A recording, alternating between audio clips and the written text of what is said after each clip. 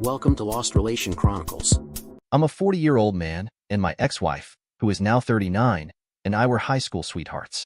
We met at a video store in a small suburb right after I graduated, and we became close friends for about 6 months before I finally mustered the courage to kiss her. The rest, as they say, is history. Unfortunately, as you might guess, things didn't end well. I had never been around friends who cheated, so I had no idea about the trauma that would follow. It was a random turn of events that led me to discover the truth. My parents were visiting, and my ex had left to attend a coworker's wedding in another state, an event she had mentioned 2 weeks earlier. While I was watching a movie with my parents, I realized I had misplaced my phone. I grabbed my iPad and decided to use the Find My iPhone feature. Since we had been married for 10 years, we had many accounts tied together, including iTunes. When I checked the list, instead of seeing my phone first, I saw hers. Rather than being out of state as she claimed, she was at a local hotel about an hour away, which is also a popular brewery that hosts weddings. I figured that's where I'd find her with her coworkers. By around 8 p.m., I arrived at the hotel, but I couldn't locate her anywhere. After searching for 2 hours, I narrowed the GPS down to a specific wing of the hotel. She wasn't in the restaurant, so I decided to pull off what I call my Eddie Murphy impression. It's when you charm your way into a place you shouldn't be or score free stuff. Eddie was a pro at that in all his early movies. I approached the front desk and said, "My sister was at that wedding earlier, and I'm worried that some guy might have taken advantage of her because she's drunk. Can you give me the room number?" After a brief hesitation and a request for a phone number, they directed me to her room. My heart raced as I turned the corner, knowing what I was about to face. I knocked on the door and tried to channel Eddie again, calling out in the most pleasant tone I could manage while hiding my anger. "Room service?" A man answered, claiming I had the wrong room. In that moment, my cover was blown. "I think I have the right freaking room. How about you open up so we can have a conversation?" Suddenly, my cheating spouse started texting me, saying she had finally been found out and wanted to talk in the morning. She refused to come out of the room. "Oh, okay. Stay the night with your lover." Got it, I thought. I lingered for about an hour, hoping they would come out. The restrooms were in the hallways, European style, but neither of them emerged. Eventually, I gave up, took photos of her car for some kind of proof, and went home, heartbroken and unable to sleep that night. She asked me to meet her in a public park, knowing there would be people around. She actually said that. I couldn't help but think, oh, okay, I've never laid a finger on you or raised my voice in 20 years, but now domestic violence is a concern? I made her wait a few minutes and arrived at the park, feeling a mix of hope and dread. Despite the cold shoulder I got the night before, I was ready to make this work. I came with an open heart, expecting remorse. Surely, my wife of 10 to 11 years wouldn't gaslight our entire existence. When I saw her, she was in tears, saying she was sorry. But as I looked closer, it seemed like she was really just sorry she had been caught. I told her how I found out, and to my shock, she smirked at it. As we discussed her coming home, I was both appalled and mesmerized when she said, "I just can't go back to the way things were. I feel so trapped." It hit me. So she was playing the victim now, right? She spent 3 days in a hotel downtown, presumably with her lover, trying to figure out if she should come back home. The other person was in a relationship too and had a 12-year-old son, which may have added to the baggage she was dealing with. When she finally returned, she was completely listless, hardly speaking to me for a week and insisting that we sleep in separate bedrooms. She claimed she needed space to work through everything, stating she was done with the affair. We decided to do the right thing and start marital counseling. During the first session, no additional details emerged. I asked for transparency and shared how I had been going nuts researching affairs online. She continued to insist she couldn't go back to the way things were but couldn't articulate why our life hadn't felt happy or fulfilling enough. Fortunately, the therapist caught something significant and pointedly asked, "You've ended the affair, right?" There was shock and awe when it turned out she hadn't. I had been planning to call him to let him know, but I hadn't gotten around to it yet. As I began to delve deeper into the trickle truth, she confessed that she had been with him for at least a year prior, which was completely unknown to me. I had still felt happy in our intimate life, and it became clear that she had manipulated me with gifts and false pretenses. At one point, she gave me a watch with the inscription, "Loving you more every second," engraved on the underside. She would remember to text me and call when she was out of town on business, all while carrying on her affair. Eventually, I became a ball of tears, weighing my options. Either risk going to jail for losing my temper, escape this situation, or stick it out in the marriage I was so committed to. I loved this woman with every ounce of my being. During the second counseling session, transparency was non-existent. In fact, my wife had turned off location sharing on all her devices and changed all her passwords. Oh, how dare I ask for such things when she was so damaged? In the midst of her turmoil, she suggested an open relationship, believing that might fix everything. I was appalled and desperate, caught in a terrible mental state, and shamefully, I agreed. Deep down, I think I knew it was over, but I couldn't bring myself to accept it physically. The therapist cornered her, insisting that she needed to break things off with the other person, but there was still no word on that. She was told that polyamory might not be healthy for us at this point in our relationship. My ex vowed never to return to therapy again, claiming that the therapist had been mean to her. Oh, okay. I'm starting to see a pattern here. I cry every night, deep, terrible sobs, mourning the woman who once loved me and shared such intimacy. Suddenly, she wants nothing to do with me. We pass each other in the house like ghosts of our former selves. Sometimes, I find myself yelling and screaming at the world randomly. This is the darkest period I can recall in my life. We have moments that I think are makeup sessions, but afterward, she tells me she just needed to get off and that we never really loved each other. Ouch. I thought we had a great relationship that never lost its spark, and we were intimate in the bedroom 2 to 4 times a week. In a moment of weakness, I make a move that I now see as a mistake. I download Tinder and go on a couple of dates. I'm upfront with the people I meet, telling them I'm married and probably getting a divorce. I wanted to be transparent. One woman told me to give her a call if I finalized the divorce because I seemed like a great guy. The other took me home to her bed, and I wished I had waited. I realize now that my actions gave my ex ammunition and some mild justification for her affair. We'll get to that in a brief moment. I'm almost done with this crazy train. That same weekend, she goes on an overt camping trip with her affair partner, telling me about it in the name of transparency while refusing to validate anything else I'm asking. This setup only deepens my feelings of worthlessness and contributes to my decision to sleep with a Tinder fling. By Monday, I've had enough. Astonishingly, I'm still willing to work through this and repair the marriage that feels non-existent. While she's on a business trip, I find myself in a state of complete uncertainty. There's absolutely zero trust left. I call her and demand that she leave this man and commit to loving me, insisting that she rebuild the trust immediately or I'm leaving before she gets home. She responds that she just isn't sure she can do any of those things. It's no longer a marriage, but a disaster that needs a cleanup crew. While she's away, I pack all my necessary belongings, grab the dog, and move in with some friends. She really didn't think I'd follow through. That night, she calls me sobbing, asking why I moved my stuff out. It's been a total trip to crazy town. I tell her she better act soon. After nearly 2 months of dealing with this, she needs to make a decision. I can no longer live in this situation, and I warn her that time is running out. More than likely, I won't be around in 2 months or less. I'd probably be firmly planted in the divorce camp by now, given that she had done nothing to work toward my decision and only made abusive comments with her selfishness and endless need for validation from other men. When I confronted her about the affair, she told me it was my fault for finding out. In her words, she wasn't looking for a way out. She would have happily played the good housewife role for the rest of our lives if I had just kept my mouth shut. I was sickened and almost driven mad by what I heard on that call. Who was this person I thought I knew? The one I had shared my life with? How could she value me so little, treating me like a disposable object, only there to fulfill her wants and desires? She backpedaled and claimed that this could be a good thing, that we could grow into something new and go on dates together, excited to see each other again. If it was meant to be, she said, we'd get back together. Seriously, what the hell? Even in this state, I knew that relationships require effort and that love is a practice, and I was getting none of that from this horrific shell of a human being. About a week later, I tried to meet up with her. She said she wanted to discuss the divorce, but it quickly turned into her wanting to flirt with me while simultaneously controlling my advances. She'd say how much she cared about me, but if I tried to touch her leg, she would insist that she wasn't ready for that yet. Since I had moved out, she had, quite insanely, also moved out and was now paying double rent for a nice city apartment just a couple of blocks from the bar where we happened to be when I offered to walk her home. She scoffed at my offer and said she'd be fine, also insisting that she wasn't ready for me to see her new place. Oh, okay. I'd been your husband for nearly 11 years and we'd been together for 20, and now I couldn't touch your leg or walk you home with the dog while I was staying in my new rented room at my friend's place. That night, I bit the pillow hard and sobbed harder than ever before. This wasn't just a fleeting moment of pain. I knew, deep down, that it was truly over. The woman I loved was gone.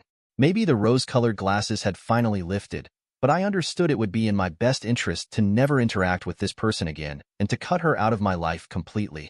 I knew I made a mistake, and a lot of people will call me a weak chicken, more likely a simp.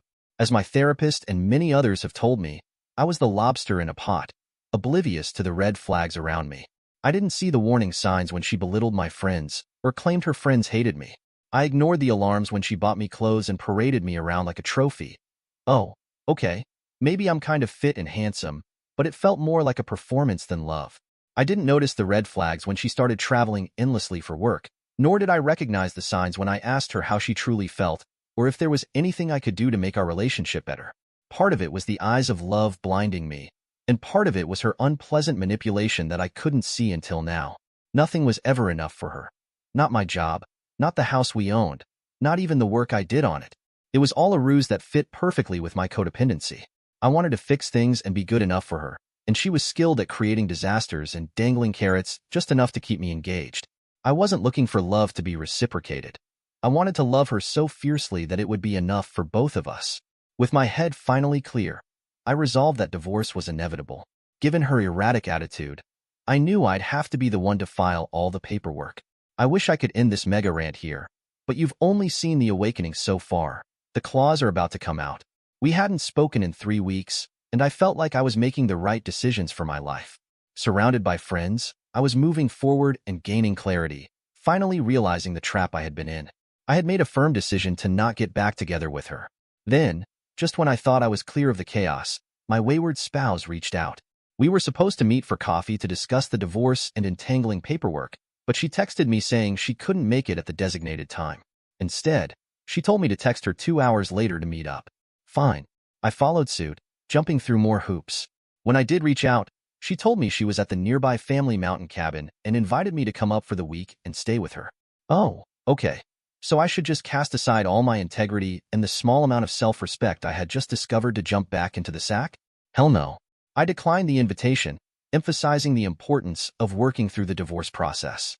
She got flustered and somehow a bit angry that I wasn't willing to drop everything in my life and run up to the cabin. When I asked her about the affair partner, her response was that he broke up with her as soon as I was out of the picture. Karma is a fickle creature sometimes. We finally meet for coffee, and I bring all the documents.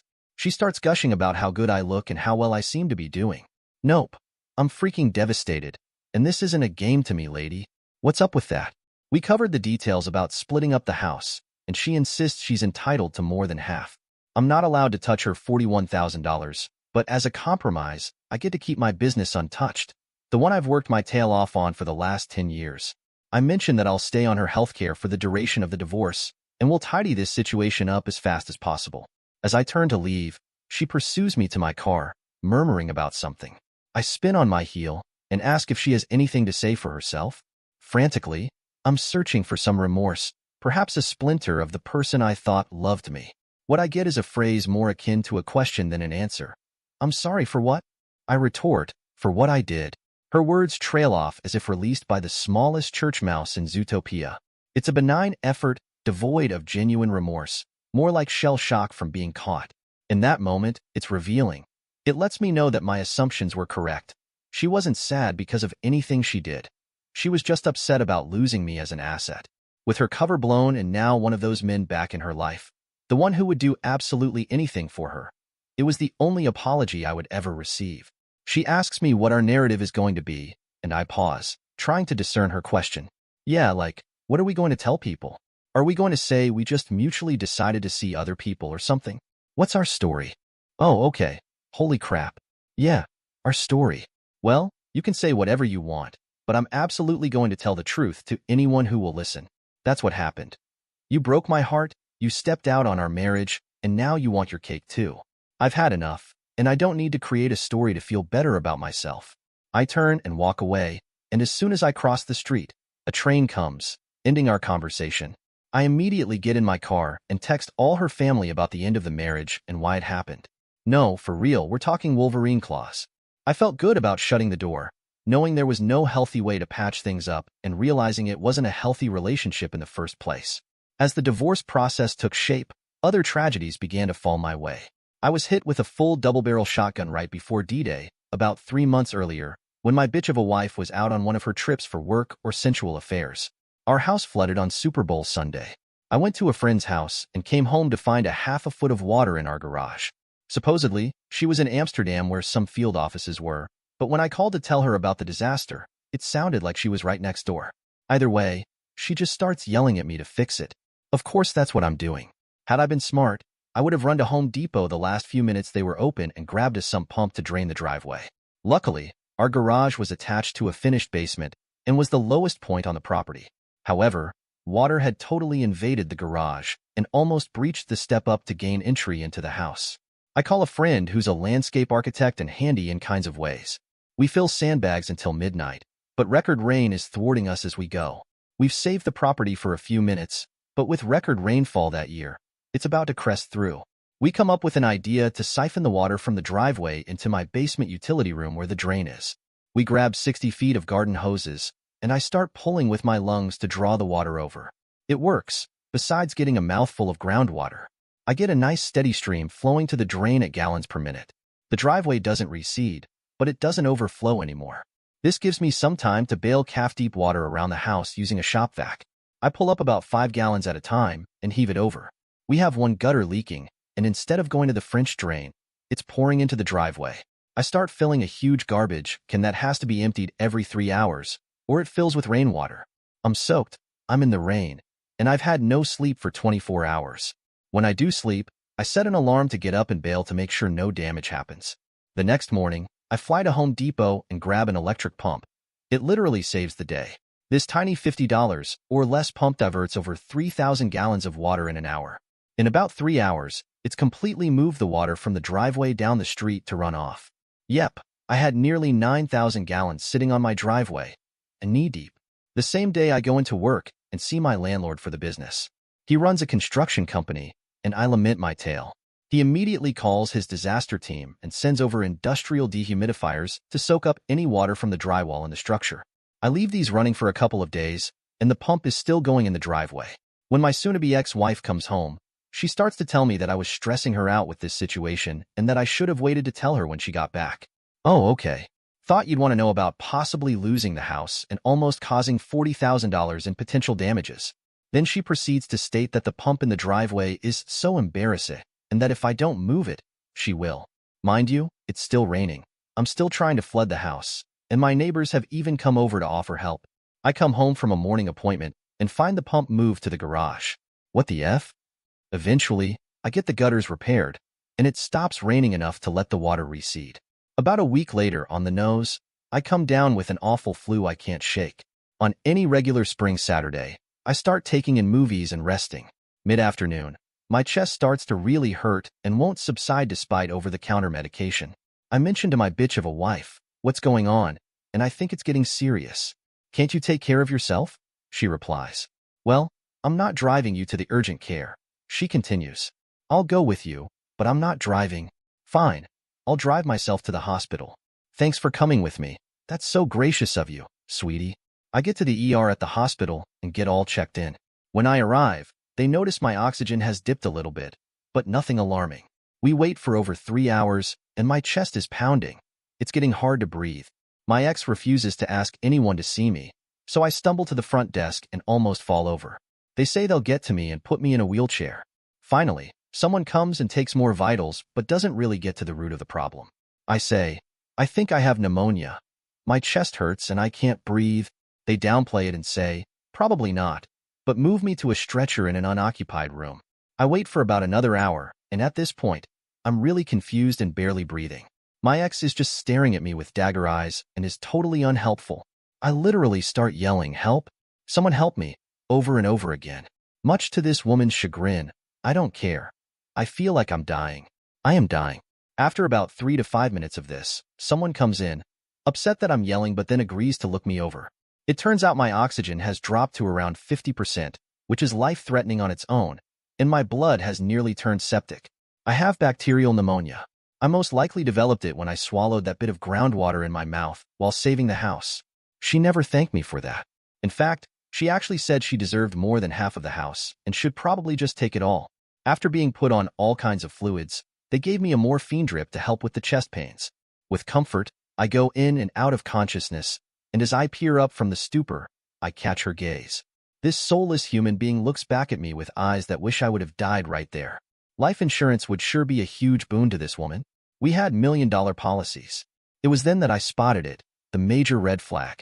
I knew something was up, and even though I caught her accidentally, I started keeping records of things she'd say or people she claimed to be with.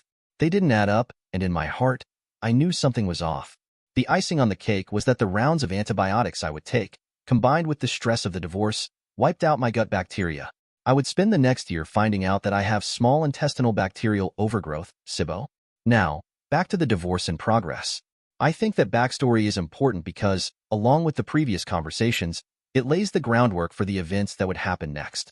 After our meeting, where I was given the weakest attempt at an apology in the history of language, and I told her family about the affair, my ex set a few things in motion.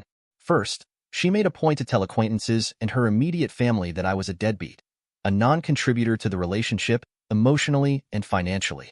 She claimed she always wanted kids and that I didn't, painting me as the villain who was borderline abusive because of this.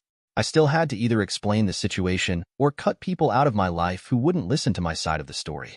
The truth is the opposite, of course. She maintained for decades that she never wanted children, and any time I brought it up, it created a major fight. Her family took her side, and I lost relationships that I thought were my family over the last 20 years. I ended up going total no contact. Luckily, most of our friends who really knew us abandoned her and realized what she was doing. Once my ex heard about my gut bacteria and all my medical troubles, she called to say that we should be friends and that she would make sure I stayed on our insurance through her work. She asked to meet up again, but I declined, knowing she wanted to rekindle the feelings. As soon as I hung up, she began forging documents and turned in a letter of legal separation to HR to ban me from insurance. Rapidly, I found out at various doctor's appointments that something was wrong with my coverage. All they would tell me was that the policy was canceled. I did my best to get Cobra insurance, but they could never activate it, even though I was willing to fork over the $800 a month.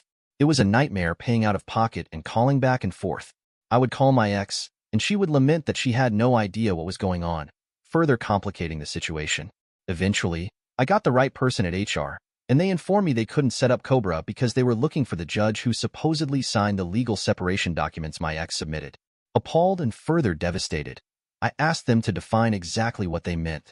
It turned out my ex had forged a court document, signed with a false name where the judge's credentials should have gone, and submitted it to HR to illegally remove me from the insurance before the divorce. I exclaimed that they'd never find the judge because what they were holding was fraudulent. We had never been in court together or filed any legal document of separation. HR went into a panic like I had never seen before and retroactively reinstated my insurance for all the time lost. That's also why I couldn't get the Cobra insurance. They were waiting for this imaginary judge to confirm the legality of it all. I texted my ex, furious that she'd better call HR to hasten the process. She played dumb, claiming, "Well, we are separated. I just don't want to do anything illegal," which was total BS. A week later, we met, and she handed me Cobra documents in my lawyer's office, trying to feign offering help after the fact. She sold the house, good for her, except she sold it out from under me. She signed my name on all the documents without my consent and never even informed me of the final amount. I had to find out through my lawyer and the discovery process about a lot of her actions, which stung deeply. She even tried to attack my business but backed off when I said I'd go after her. In hindsight, I wish I had pursued that $41,000 she had in her retirement fund because, in reality, it was essentially our retirement fund. We had conversations where I'd buy all the groceries while she claimed she was making contributions to our future. Being self-employed, my job didn't have that feature, so while I was saving for retirement, it didn't match the account she had the privilege of building. She was totally ready to devastate my business too, but fortunately for me, she was too cheap to hire a lawyer. Mine protected my assets and warned her that any judge would let me keep it and take her $41,000 if I wanted to. To this day, she continues to tell people I never wanted kids, and it breaks my mother's heart because she knows the truth. It was the other way around. Now, in a further attempt to prove her ridiculous narrative, she's pregnant with the AP's kid. That's right. They're still together, despite her telling me they had separated when we did. Turns out, she waited about 6 months and then introduced this guy to the family as her new boyfriend. He's an improv comic hobbyist but has a day job, and that's where they met, through her work. I found out all this because one of his friends decided to FB cyberstalk me and sent me a message expressing sympathy for everything that had happened, calling them both disgusting people. Fast forward to April, 2 years later. I start noticing these bizarre charges from the IRS totaling $112,000 going through my bank account. The numbers didn't add up, so I called both my bank and my accountant. You guessed it. My dearly departed ex had used my checking account to pay off her taxes. I gave her 24 hours to return the funds, threatening to claim fraudulent charges. In hindsight, I really wish I had gone through with that and let the IRS penalize her into oblivion. It would have been just desserts for everything she had put me through. For it, we texted back and forth. Of course, she wouldn't apologize and kept asking why I was so upset. It got really stupid, and I finally declared that I knew who the AP was, suggesting maybe his friend shouldn't contact me online. She didn't say anything about the situation. Her only response was to ask who I had been talking to. Despite everything, there's light at the end of the tunnel. Besides dealing with this person I once cared deeply about, I felt an urge to invoke wrath and scorn to the limits of human tolerance. But I'm here today to tell you, I made it. Not only did I survive all this because I'm a champ, but I'm better off for it. The most obvious thing is, you, the reader, are probably as sick and disgusted with this lady as I am. Human beings like this shouldn't be alive, and they certainly shouldn't bear children. This journey became so much more than just surviving. It vaulted me to a new level of growth that I'm ecstatic about. Shortly after beginning therapy, I discovered that I am a fixer. I grew up in a home where I was devalued, and my spouse fit right into that mold like a jigsaw piece. It felt like home. All her unquenchable demands and hoops to jump through had me constantly shifting myself, trying to be the person I thought would make her happy while never being true to myself. But now, I'm learning to prioritize my own happiness and well-being, and it feels incredible. Clearly, that strategy didn't work and set me up for failure. I was donating love without ever considering if I would receive it in return. One of the toughest lessons I had to walk through was separating my ex from my own self-worth. I had loved her for so long and so genuinely that I had tied a certain amount of my self-worth to our relationship. When that bond was severed, I unknowingly felt like my value had diminished, as if I needed to prove myself to her to be worth anything at all. What a tragic realization that was. I couldn't even put my finger on it until recently. Without knowing myself, I never learned to be comfortable in my own wants, goals, and desires. I buried all of that under the guise of trying to be good enough for others to like me. I was always outgoing and socially fun, but it didn't come from a healthy place. Now, I can see the red flags in people more clearly. I understand what I bring to the table and what I truly want in this world. In the past year, I have grown immensely in these areas. I've discovered who my true friends and family are, and I can't express how much I appreciate having them in my life. I'm no longer living for someone else's approval. Instead, I'm embracing my own value and finding joy in being true to myself. I met someone, a remarkable woman who has her priorities straight. We love each other in a fully reciprocated way. She shares in my accomplishments with pride and stands shoulder to shoulder with me through life's challenges. Her empathy and kindness create a strong foundation for our relationship, and under these values, I feel truly blessed to know her and to continue life's adventure with such a passionate partner. Recently, we bought a camper van, and for my 40th birthday, we're taking a cross-country road trip. It's everything I could have asked for and more, filled with nuances and experiences I wouldn't have known to seek in my previous relationship. I could easily write a long rant about all the simple and beautiful gestures she has shown me over the past year. My business has grown by leaps and bounds as well. I'm free to make decisions about it without the fear of shame or scorn from my partner. I take pride in what I've built, and I can work as hard as I want or take a break and let my staff handle the day-to-day operations if I choose. This is such a great place to be, far better than the years when I thought I was in a happy marriage. I've learned so much about myself and what I truly want, and now I'm living a life that reflects that understanding. For the first time in 30 years, I'm about to celebrate and truly enjoy my own birthday. It may seem like a small thing when I write it out, but it's a major milestone for me, accepting who I am and finding contentment in that. If you've read all of this, bless your heart for your curiosity and the support you're offering by allowing me to share this openly and freely. I'm not sure if this post will help anyone else, but it has certainly helped me in the cathartic process of shedding the betrayal caused by someone who truly hurt me. Moving forward, I feel lighter and more empowered, ready to embrace new experiences and celebrate life on my own terms. Here's to the journey ahead. Dear listeners, please share your thoughts in the comments section below and don't forget to like, share, and subscribe.